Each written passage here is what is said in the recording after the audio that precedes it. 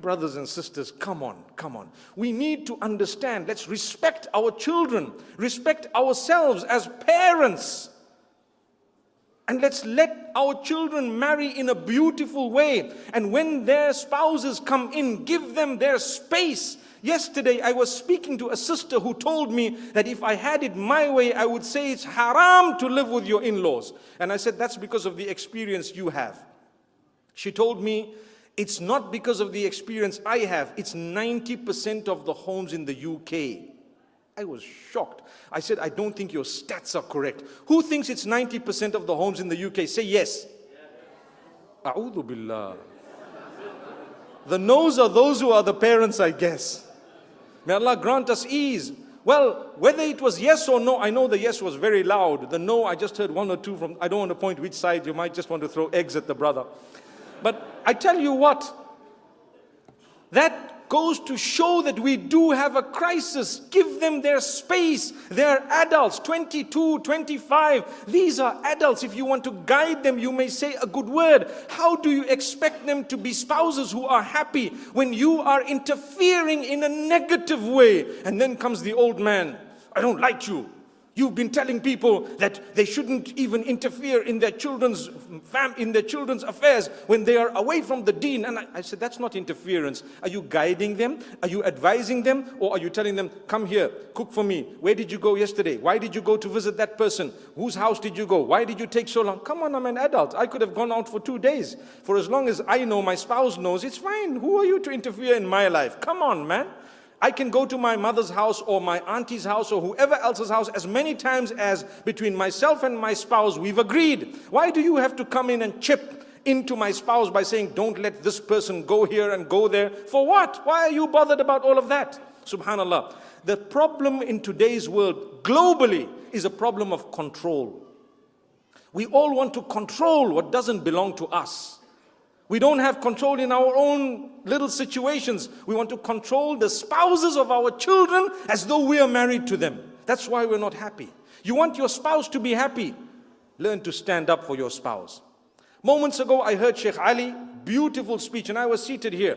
And he mentioned correctly how important it is for us to be so respectful to our parents, such that so many things, if your parents were to say this, you should listen to them. I agree. But those are the perfect parents who follow the deen, who follow the instructions of Allah, who know their limits and lines. You have a parent who's not bothered about their own connection with Allah, who is a tyrant and a little Fir'aun in the home. You think there's any barakah in obeying an instruction you know is wrong? When you're oppressing your spouse as a result of an instruction that came from your mother, there's no barakah in her instruction, and there's even less barakah in your blind following of something that is devilish, thinking you're going to get Jannah from it. I don't think you've heard someone say this the way I've said it before. But it's a reality. The rate of divorce is unbelievable. You know why? Because we are not the ones who together decide as husband and wife what's going to happen. We have a whole committee of people like a United Nations Security Council deciding whether my wife can actually go back to her mother's house for a week because it's Eid. And there's one guy who has the veto power. Yeah, and that's not even your spouse. It's a fact. I'm sure we relate to what I'm saying. So my brothers and sisters, learn. If you're a parent, let things happen. It will not happen your way. You don't belong to this generation. They're waiting for you to die, by the way. I promise you. I promise you.